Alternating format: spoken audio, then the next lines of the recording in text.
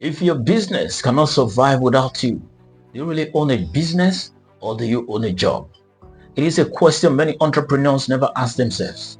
Yet the answer may determine whether everything they have built survives or disappears. Whether you like it or not, one day the world will wake up without you. Consider this. Only 30% of family-owned business survive into the second generation. Only 12% makes it to the third generation. And perhaps even more shocking, more than 88% of the companies that were listed on the S&P 500 in the 1955 no longer exist today. Think about that. Some of the most successful businesses in the world vanished, not because they lacked customers, not because they lacked revenue, but because survival requires something many founders never built: an institution. Tonight, we examine the hidden crisis of succession systems and sustainability, and why so many businesses die the moment founders die or step away. Now, let's look at the hidden problem. The biggest threat to many businesses is not competition, it is dependency, founder dependency. Across the world, thousands of businesses are built around one individual. The founder makes every major decision. The founder approves every payment. The founder manages key relationships. The founder holds critical knowledge inside their head. From the outside, the company looks successful, but beneath the surface, it is fragile because the business is not running on systems. It is running on a person. And when that person retires, becomes ill, loses interest or dies, the business often collapses with them.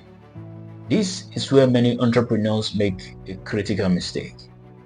They believe they are building a company. In reality, they are creating a personal empire. There is a difference. A company functions because processes exist. A personal empire functions because the founder shows up every morning. One can survive leadership change, the other cannot. The irony is that successful founders often become the biggest bottleneck to their own sustainability. The more indispensable they become, the more valuable their businesses become. Now let's look at the bigger economic story. This is not merely a business problem, it is an economic problem. Because when a company disappears after the founder exits, jobs disappear, institutional knowledge disappears, suppliers network disappear, investor confidence disappear. Entire community can lose economic opportunities. The impact is especially significant in emerging economies and across Africa. Many African businesses remain founder-centric. Decision making is concentrated in one individual. Documentation is limited. Succession planning is postponed. Corporate governance structure are weak or non-existent. As a result, businesses that should have become multi-generational institutions often struggle to survive beyond the founder's lifetime. This creates a cycle where wealth is created but rarely preserved.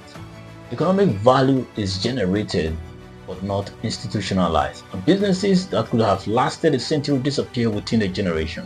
The result is fewer larger indigenous corporations, fewer long-term employers, and slower economic transformation. Let's look at the lessons from businesses that survive. Now consider the companies that endured. What separates them from those that vanished? The answer is really genius. It is structure. The world's most enduring organization learned how to transfer knowledge from people into systems. They documented processes, they developed future leaders, they created governance structures, they built culture that outlived individual personality. Most importantly, they planned for succession long before it became necessary. Leadership transition was treated not as an emergency but as a continuous process. These organizations understood a simple truth.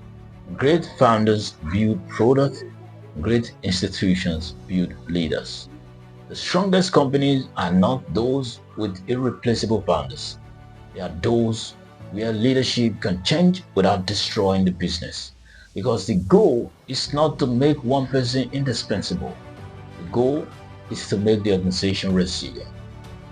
To you, my audience, longevity is not accidental.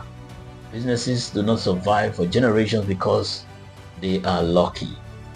They survive because someone deliberately designed them to survive. Growth attracts attention. Profit generates headlines. But sustainability is the ultimate test. A business that depends entirely on one person is always one departure away from crisis. True success is not measured by how fast the company grows. It is measured by whether it can continue creating value long after its founder is gone.